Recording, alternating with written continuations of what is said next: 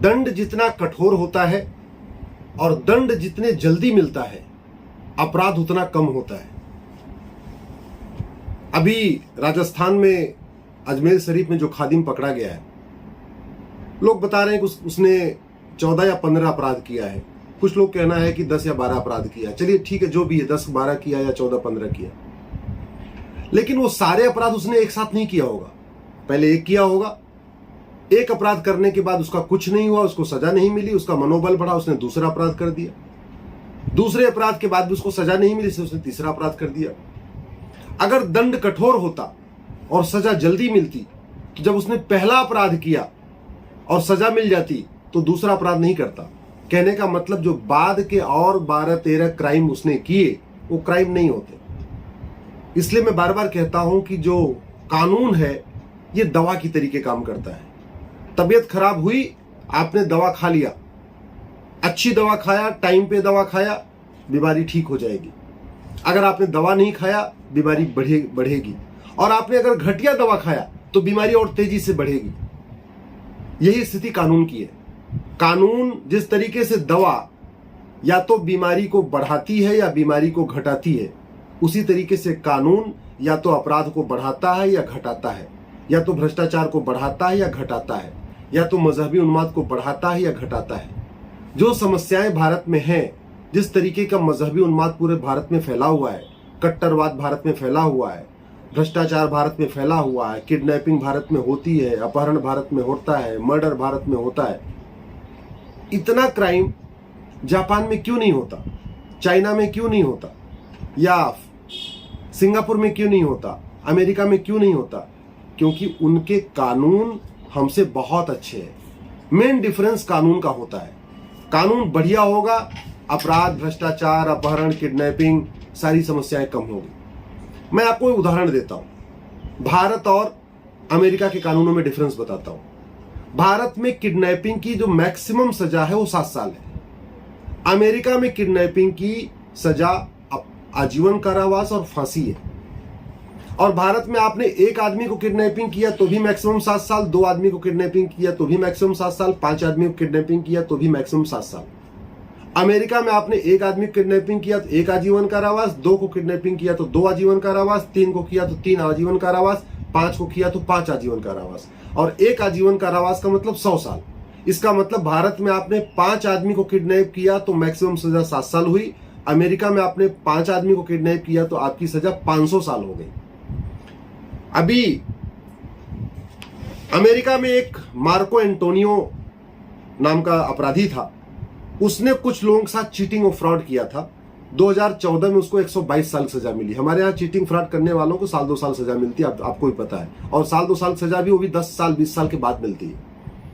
Mexico में जोस Louis करके एक व्यक्ति था, उसने कुछ लोगों के साथ फ्रॉड किया था, चीटिंग और फ्रॉड किया था। उसको 2012 में 2035 साल की सजा मिली। ध्यान रखिए, 2035 साल की सजा मिली सिंपली चीटिंग फ्रॉड करने में। भारत में 70,000 करोड़ का कॉमनवेल्थ घोटाला करने वालों को भी 3-4 साल की सजा मिली है। 1,76,000 करोड़ का 2G घोटाले करने वालों को भी आजीवन कारावास नहीं हुआ। 1,86,000 करोड़ का कोयला घोटाले करने वालों को भी आजीवन कारावास नहीं हुआ। जबकि मैक्सिको में जोस लुइस को रिपीटेड फ्रॉड करने पे 2035 साल की सजा मिली। थाईलैंड में चमोए थिम्सायो, इसका नाम है चमोए थिम्सायो। इसने, जैसे भारत में नहीं चिटफंड कंपनियां बनाते हैं, फर्जी कंपनियां, जैसे सहारा ने कंपनी बनाई थी, बहुत सारे लोगों को ले डूबा और लेकर अपना बैठ गए। बंगाल में शारदा स्कैम हुआ था। ऐसे छोटी छोटी जो चिटफंड कंपनियां बनाते हैं, लोगों से पैसा इकट्ठा करते हैं, उसके बाद गायब हो जाते हैं। वैसा ही काम ये चमोए ने किया था थाईलैंड में। इसने 16,000 लोगों का पैसा लिया था, 16,000 लोगों का पैसा। इसको सजा हुई है 1,71,078 साल की, 1,41,078 ईयर्स की सजा इसको हुई थी चमोए को। थाईलैंड में 16,000 लोगों के साथ इसने चिटफंड कंपनी बना के लूटा था। भारत में तो सैकड़ों कंपनियां, नारदा स्कैम, शारदा स्कैम, सहारा स्कैम, भगवान जाने कौन कौन से है, कंपनी बनाते हैं, पैसा लेते हैं। घर देने के नाम पे पैसा लेते हैं, ब्याज देने के नाम पे पैसा लेते हैं, डबल करने के नाम पे पैसा ले, ऐसे कंपनियां बनाते हैं और लेके छू मंतर हो जाते हैं, कुछ नहीं होता। जबकि इसको चमोय थिमसायो को 1989 में 1,71,078 ईयर्स की सजा हुई। इसी तरीके से एक डैरोन एंडरसन करके था अमेरिका में, उसको 1994 में 11,250 साल की सजा हुई थी। उसने किडनैपिंग किया था और रॉबरी किया था और डकैती किया था, मतलब लूटा किडनैपिंग किया। उसके लिए उसको डैरोन एंडरसन को 1994 में अमेरिका में 11,250 साल सजा हुई थी। मैंने आपको पहले कहा था हमारे देश में किडनैपिंग के मैक्सिमम सजा कितनी होती है, 7 साल। इसको मिली 11,250 साल की, क्योंकि इसने रॉबरी भी किया था, किडनैपिंग भी किया था और लूटा भी था, उनके पैसे उसे भी लूट लिए थे। ऐसे अमेरिका में एक ग्रेगरी करके था, उसको 2013 में 967 ईयर्स की सजा हुई। सोलम को 845 ईयर्स की सजा हुई। तुर्की में वहां पे एक ऑनर करके था, उसने हैकिंग किया था, उसने किसी का बैंक अकाउंट जो है हैक करके पैसा निकाल लिया था, उसको 334 साल की सजा हुई है। समझिए जरा, हैकिंग किया, बैंक से पैसा ले लिया। हमारे देश में हैकिंग खूब करते रहते हैं, आपने खुद सुनते रहते होंगे, हैकिंग किया, पैसा गायब कर दिया, एटीएम से पैसा निकाल लिया, पेटीएम से पैसा निकाल लिया, सुनते रहते हैं ना। किसी को मैक्सिमम 7 साल सजा होती है। हमारे यहाँ हैकिंग करने पे, पैसा निकालने पे, चीटिंग फ्रॉड करने पे मैक्सिमम 7 साल सजा है। तुर्की में इसको सजा मिली ओनर कॉकैक को 334 ईयर्स की। इस तरीके से मैं ऐसे पूरा एग्जाम्पल है, सैकड़ों सजाएं हैं पूरे भारत, अमेरिका में, टर्की में, चाइना में तो भ्रष्टाचारियों को फांसी दी जाती है। अभी एक व्यक्ति ने जो सरकारी कंपनी का जीएम था, उसने जो कॉन्ट्रैक्टर से कुछ पैसा ले लिया था, उसको फांसी दिया। हमारे देश में ये बिल्कुल अलग है। हमारे देश में पहली बात जो सबसे बड़ी समस्या है, कानून 1860 का चल रहा है, इंडियन पिनल कोड। उसके अलावा हमने क्या किए, सैकड़ों और घटिया कानूनों का मकड़जाल बना दिया। घूसखोरी का अलग कानून, जमाखोरी का अलग कानून, मिलावटखोरी का अलग कानून, कालाबाजारी का अलग कानून, नशा तस्करी का अलग कानून, मानव तस्करी का अलग कानून, शराब तस्करी का अलग कानून, सब अलग अलग, मतलब करीब 40 क्या बल्कि 50 कानून चल रहे हैं आपके भ्रष्टाचार और अपराध से संबंधित। और एक भी कानून ऐसा नहीं है जो वर्ल्ड लेवल का हो, एक भी कानून ऐसा नहीं है जो मतलब चाइना के टक्कर का हो, अमेरिका के टक्कर का हो, सिंगापुर के टक्कर का हो। ऐसा कोई कानून नहीं जहां पे 100, 200 साल, 400 साल सजा का प्रावधान हो, 100% प्रॉपर्टी जब्त करने का प्रावधान हो, ऐसा कोई कानून नहीं बना है। तो ये घटिया कानूनों का अगर मकड़जाल, इसको हम मर्ज कर दें, जैसे वहां पे अमेरिका में फेडरल पिनल कोड चलता है, फेडरल पिनल कोड में भ्रष्टाचार भी उसी में कवर होता है, अपराध भी उसी में कवर होता है। हमारे यहाँ क्या है, इंडियन पिनल कोड अपराध के लिए है और हमने भ्रष्टाचार को अपराध हम मानते ही नहीं है, जबकि सबसे बड़ा अपराध तो भ्रष्टाचार होता है।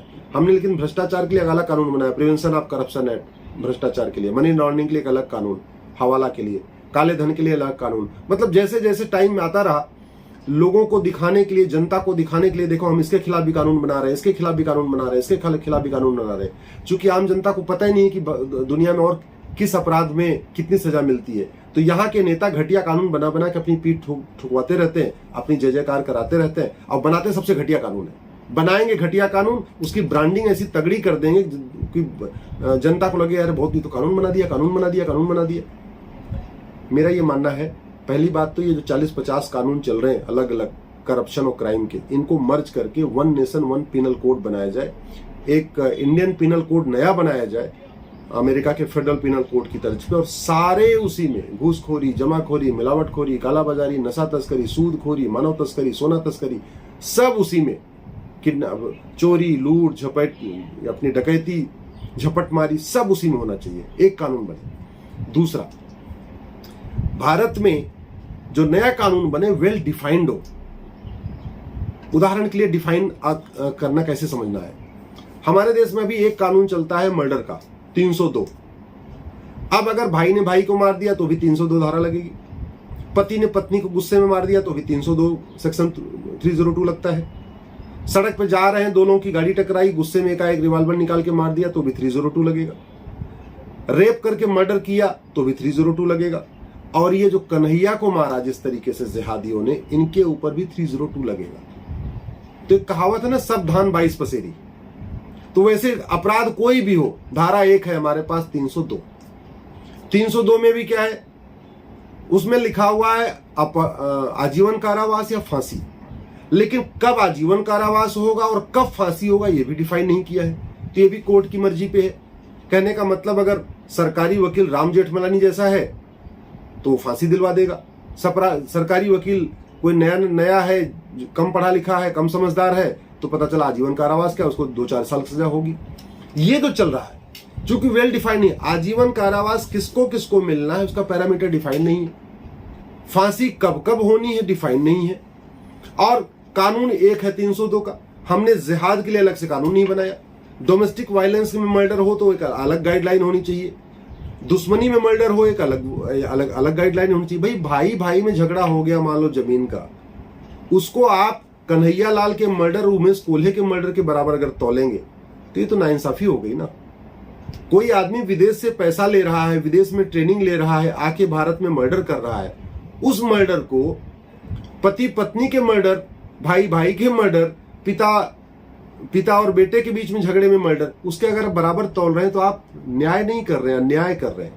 इसलिए मैं कह रहा हूं इन घटिया कानूनों को फेंकने की जरूरत है। और मैं बहुत जल्द ही एक बार फिर से सारे अंग्रेजी कानूनों की होली जलाऊंगा। पिछले साल तो मैंने होली जलाया था, मैं बहुत जल्दी फिर इनकी होली जलाने जा रहा हूं। दूसरा, भाई जो नॉर्मल क्रिमिनल होते हैं वो सही सही सारी बात बता देते हैं, लेकिन जो घाघ टाइप के होते हैं, सीजन्ड होते हैं, गैंगस्टर टाइप के होते हैं, वो सच्चाई नहीं बताते।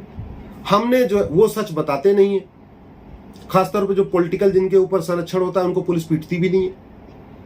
अब अपराधी सही बताता नहीं है, पुलिस डर के मारे उसको पीटती नहीं है कि वो सच उगल दे। और नार्को पॉलीग्राफ ब्रेन मैपिंग हमने कानून नहीं बनाया। जब नार्को पॉलीग्राफ ब्रेन मैपिंग कानून नहीं बनाया तो बाद में क्या होगा, मुकदमा तो चलेगा लेकिन वो सबूत के अभाव में छूट जाएगा। तो कई बार ऐसा हो रहा है नार्को पॉलीग्राफ ब्रेन मैपिंग कानून ना होने के कारण कि जो दोषी हैं उनको तो जेल हो रही है, वो उनको बेल मिल रही है, लेकिन जो निर्दोष है उनको जेल हो रही है। बहुत सारे दोषी हैं वो सबूत के अभाव में छूट जाते हैं। बहुत सारे निर्दोष हैं जो बेचारे जेल में फंसे रहते हैं, वो पड़े रहते हैं क्योंकि उनको बड़े बड़े वकील नहीं मिल पाते। जो भारत के बड़े वकील हैं 20 लाख 25 लाख लेने वाले, ऐसे वकील नहीं मिलते उनको। सस्ते वाले वकील मिलते हैं। कुछ तो बेचारे सस्ते वकील भी नहीं, वो सरकारी वकील पे डिपेंड रहते हैं। और सरकारी वकील जब अगर मिल जाता है दूसरी पार्टी से पैसा लेके तो फिर तो उनका जीवन बर्बाद हो जाता है। इसलिए पुलिस रिफॉर्म, जुडिशियल रिफॉर्म जरूरी है, नार्को पॉलीग्राफ ब्रेन मैपिंग कानून बनाना जरूरी है, और इन कानूनों को खत्म करके एक नया इंडियन पिनल कोड बनाना जरूरी है जो इंटीग्रेटेड हो, inclusive integrated Indian penal code. कहने का मतलब भ्रष्टाचार अपराध के 50 कानूनों को मिला के एक कानून बने। जैसे 1 नेशन 1 टैक्स हुआ है वैसे ही 1 नेशन 1 पिनल कोड बने। उसमें सारे अपराध, चाहे वो भ्रष्टाचार संबंधित हो चाहे अपराध से, सब उसी में होना चाहिए। एक और जो बड़ी इंपॉर्टेंट चीज है, हमारे देश में जब हम लोग घर बनाते हैं तो जमीन, जो नींव की दीवार होती है उसको मजबूत बनाते हैं, क्योंकि नींव मजबूत होगी तो ऊपर की दीवार थोड़ी पतली भी होगी, चल जाएगी। हमारे देश में उल्टा चल रहा है। हमारे देश में नीचे का जो मजिस्ट्रेट है वो सिंगल बैठता है, वो जो है फैसला करता है। मतलब सबसे कम ट्रेंड, सबसे कम पढ़ा लिखा जो जज होता है वो अकेले बैठ के फैसला करता है, जो डिस्ट्रिक्ट लेवल पे करते हैं। वो जो जजमेंट देता है उसका हाई कोर्ट के 2 जज जो ज्यादा पढ़े लिखे हैं, ज्यादा एक्सपीरियंस है, ज्यादा समझदार हैं, वो उसके जो ऑर्डर की जो है स्क्रूटनी करते हैं। और हाई कोर्ट से ज्यादा कंपिटेंट, ज्यादा एक्सपीरियंस जो सुप्रीम कोर्ट के होते हैं, तो हाई कोर्ट के 2 जजों का जो फैसला है उसको सुप्रीम कोर्ट के 3 जज बैठ के पढ़ते हैं। तो कहने का मतलब उल्टा होना चाहिए था। जहां डिस्ट्रिक्ट कोर्ट में कम से कम डिवीजन बेंच होना चाहिए था, वहां पे हमने क्या किया, एक सिंगल बेंच बैठा रखी है। सबसे अनएक्सपीरियंस, सबसे कम एक्सपीरियंस वाला जज वहां पे बैठा है, वो फैसला दे रहा है। उसके बाद हाई कोर्ट के 2 जज उसकी फैसले की स्क्रूटनी कर रहे हैं। उसके बाद सुप्रीम कोर्ट के 3 जज उसकी स्क्रूटनी फैसले कर रहे हैं। कानून घटिया है, कानून वेग है, कानून में क्लैरिटी नहीं है। नीचे वाला जज अनएक्सपीरियंस्ड है, कम पढ़ा लिखा है। इसकी वजह से क्या हो रहा है कि हाई कोर्ट, डिस्ट्रिक्ट कोर्ट का फैसला हाई कोर्ट पलट दे रहा है, हाई कोर्ट का फैसला सुप्रीम कोर्ट पलट दे रहा है। अमेरिका में ऐसा नहीं है, जापान में ऐसा नहीं है। वहां डिस्ट्रिक्ट कोर्ट का फैसला हाई कोर्ट अपहेड करता है, ज्यादातर, बहुत कम चांसेस होते हैं पलटने के, और हाई कोर्ट का फैसला सुप्रीम कोर्ट भी अपहेड कर देता है। मतलब एक बार डिस्ट्रिक्ट कोर्ट से जो फैसला हो गया वो बरकरार रहता है। उसका मूल कारण यह है क्योंकि कानून बड़े क्लियर है, क्रिस्टल क्लियर है, उनमें कोई वो नहीं है, कानून में बिल्कुल क्लैरिटी है, किसी भी तरीके का उसमें झोल नहीं है, किसी तरीके का उसमें मिस इंटरप्रिटेशन के चांस नहीं है, क्रिस्टल क्लियर कानून है। तो जो फैसला एक बार ट्रायल कोर्ट से हो जाता है वो हाई कोर्ट सुप्रीम कोर्ट तक बरकरार रहता है। भारत में इसका उल्टा है, हाई कोर्ट कुछ अलग फैसला देगा, सुप्रीम कोर्ट अलग देगा और डिस्ट्रिक्ट कोर्ट का फैसला कुछ अलग ही रहता है। ये सिचुएशन बदलने के लिए बहुत जरूरी है कि सबसे पहले, वैसे तो बहुत सारे कानूनों को रिव्यू करने की जरूरत है, लेकिन प्राइमरी कम से कम 1950 के पहले बने कानूनों को रिव्यू किया जाए। अमेरिका का जो फेडरल पिनल कोड है उसको एग्जामिन किया जाए, चाइना का जो पिनल कोड है उसको एग्जामिन किया जाए, और इस वर्तमान Indian penal code, police act, evidence act को बदल के अमेरिकन सिस्टम जो चल रहा है, इसमें सिंगापुर में चल रहा है, उसको अडॉप्ट किया जाए, तभी भारत में न्याय हो पाएगा। न्याय दंड जितना कठोर होगा, न्याय जितने जल्दी आएगा, फैसला जितने जल्दी होगा, अपराध उतना कम होगा। मैं एक एग्जांपल देता हूं। एक व्यक्ति ने बोला 15 मिनट के लिए पुलिस हटा लो, हिंदुस्तान से हिंदुओं को खत्म कर दूंगा। अगर उसको 10 साल या 20 साल सजा हो जाती है, अमेरिका में तो उसको कम से कम 50 साल सजा होती है। अमेरिका में अगर किसी ने बोला होता कि 15 मिनट के लिए पुलिस हटा लो, मैं सारे अमेरिकियों को खत्म कर दूंगा, तो कम से कम उसको 50 साल सजा होती। और चाइना में तो बाकायदा फांसी होती। भारत में क्या हुआ? कुछ नहीं हुआ, सबूत के अभाव में बरी हो गया। और सबूत चाहिए क्या? अरे पब्लिकली बोला, उसका वीडियो सामने है, वीडियो आज भी यूट्यूब पे अवेलेबल है, और इसके बाद वो बरी हो गया। इससे ज्यादा आपको और क्या चाहिए एग्जाम्पल घटिया कानूनों का? ये है घटिया कानून। इसके बाद भी कुछ दिन पहले उसने देवी देवताओं का अपमान किया। दूसरा, आपको मैं कानून में कमियां बता रहा हूं। जो बात नूपुर शर्मा ने कही, जिसके लिए नूपुर शर्मा खिलाफ इतने सारे एफआईआर हो गए, वो बात सैकड़ों मौलवी और मौलाना कह चुके हैं, उनके खिलाफ एफआईआर नहीं हुआ।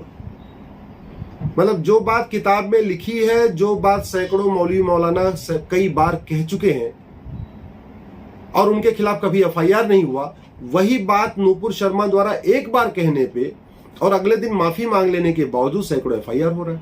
क्यों? क्योंकि यहां मनमर्जी चल रही है। यहां रूल ऑफ लॉ नहीं है, रूल ऑफ रूलर्स है। जो रूलर चाहेगा, मतलब 1861 का पुलिस एक्ट तो इस तरह इतना घटिया है कि पुलिस जिसको चाहे जब चाहे गिरफ्तार कर सकती है, जिसको चाहे जब चाहे किसी भी जिस धारा में चाहे गिरफ्तार कर सकती है। और एक बार गिरफ्तारी हो गई, उसके बाद आप बेगुनाही के सबूत पेश करते रहो। एक बार तो आपकी इज्जत की मिट्टी पलित हो गई, एक बार आपकी इज्जत की धज्जियां उड़ गई, उसके बाद आप अपने आप को निर्दोष साबित करते रहो, अदालत का चक्कर लगाते रहो, और अदालत का फैसला आने में भी आपको डिस्ट्रिक्ट कोर्ट का फैसला कम से कम 5 साल में आएगा, हाई कोर्ट का 5 साल में आएगा, सुप्रीम कोर्ट का 5 साल में आएगा। तो 15-20 साल आपकी इज्जत की मिट्टियां, धज्जियां उड़ गई। नंबी नारायण जैसा वैज्ञानिक, विद्वान वैज्ञानिक, उसको बेचारे को बेगुनाह साबित करने में 20 साल लग गए। तो आम जनता की क्या हिम्मत है? मेरा ये मानना इसलिए कि पुलिस रिफॉर्म, जुडिशियल रिफॉर्म करने की जरूरत है। हमें अपने सारे कानूनों को बदलने की जरूरत है। इस देश में 1 नेशन 1 पिनल कोड लागू करने की जरूरत है। तभी लोगों को न्याय मिलेगा और तभी देश में अपराध कम होगा। आपने, अगर किसी व्यक्ति ने एक अपराध किया, आपने उसको सजा दे दिया, तो अगर उसको सजा दे दिया तो दूसरा अपराध नहीं करेगा, और अगर आपने उसको सजा दे दिया तो उसके आसपास के 1 किलोमीटर के एरिया में दूसरा कोई व्यक्ति वो अपराध नहीं करेगा। आपने किसी व्यक्ति ने एक अपराध किया, उसको आपने सजा नहीं दिया, तो दूसरा अपराध करेगा, तीसरा करेगा, चौथा करेगा, 5वां करेगा, और कोई वही नहीं करेगा, बल्कि उसके आसपास की सराउंडिंग में भी लोग वही अपराध करने के लिए मोटिवेट होंगे। तो अगर पनिशमेंट स्ट्रिंजेंट होता है, स्ट्रिक्ट होता है, स्विफ्ट होता है, तो अपराध तेजी के साथ घटता है, और कानून अगर घटिया होता है तो अपराध बहुत तेजी के साथ बढ़ता है। भारत में अराजकता का मूल कारण घटिया कानून है। आशा करता हूं कि सरकार बहुत जल्दी इस पर कुछ फैसला करेगी।